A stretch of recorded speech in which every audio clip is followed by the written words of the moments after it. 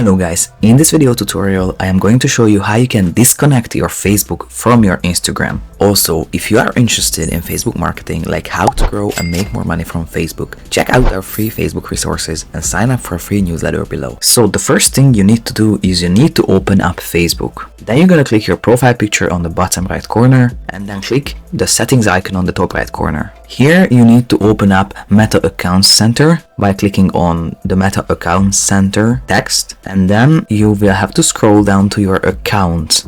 Here you will be able to see your Facebook and your Instagram account. Here the only thing you need to do is basically click remove on your Instagram account, and the Meta is gonna ask you whether you are sure that you want to remove Boris Hex from this account center, and here you just need to click remove account, and then Facebook tells you that this account will lose access to these and all other connected experiences like managing multiple accounts, logging in across accounts, and sharing across profiles. But this is what we want to do, so we're gonna click continue, and we're just gonna click yes, remove account.